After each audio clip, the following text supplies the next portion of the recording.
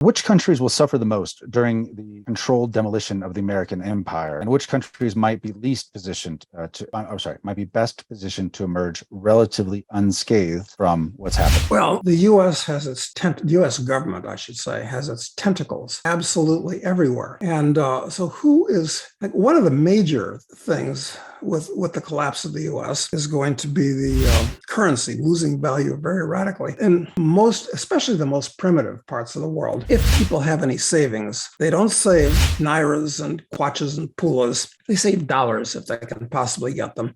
And they save them under their mattresses.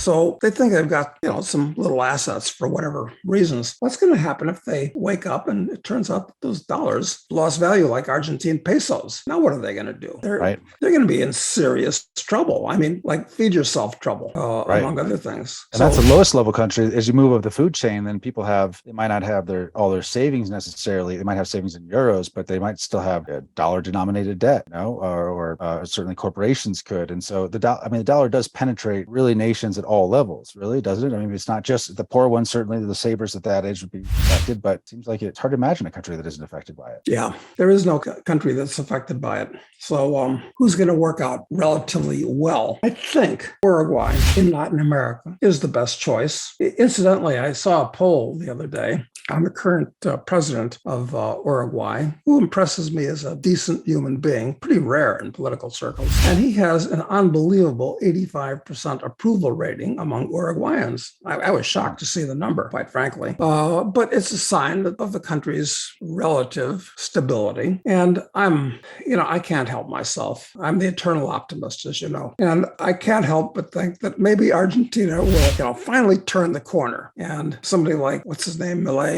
the anarcho-capitalist politician who's getting a lot of traction there because people are just so fed up. But the deep state is so entrenched in Argentina. I don't know. So where's the best place to go? Well, no place in Africa because it's still a huge net recipient of capital from abroad. And the going gets tough. You tend not to make, so Africa's in a lot of trouble. Europe, huge trouble.